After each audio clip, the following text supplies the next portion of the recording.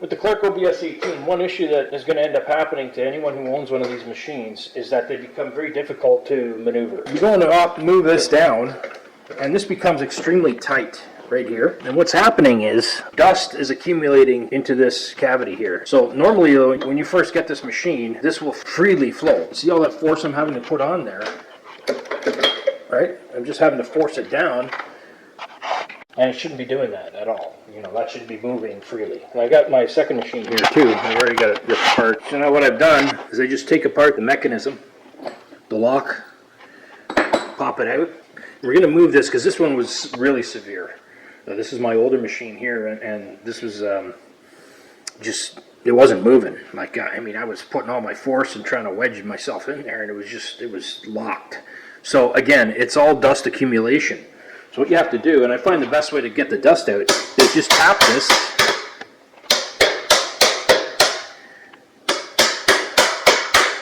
You can see the dust falling out. Like, that's very important when you're operating this machine, that you're able to easily raise and lower the arm, because that's the way you maintain the surface of your cutting surface there flat on the floor. Another thing that I think is kind of funny, they call this a dust collecting machine, but it really doesn't collect much of the dust. Maybe 10% of what you sand goes into this dust bag. The rest stays on the floor. So unless you're going to actually hook a vacuum unit to it, it's really not collecting much of the dust. You have to disassemble this. It's very easy.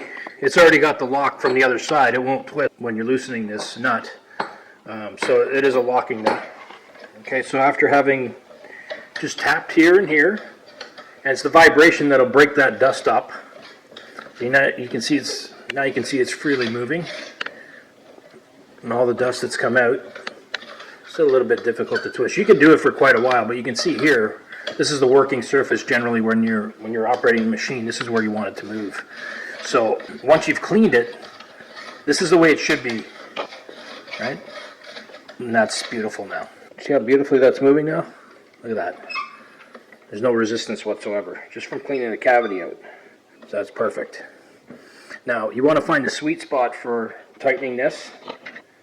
So when you are reassembling the pin, you want it to be that, get into position roughly here, that when you lock it, you don't have to put any force on this whatsoever. And then you can easily unlock it like that.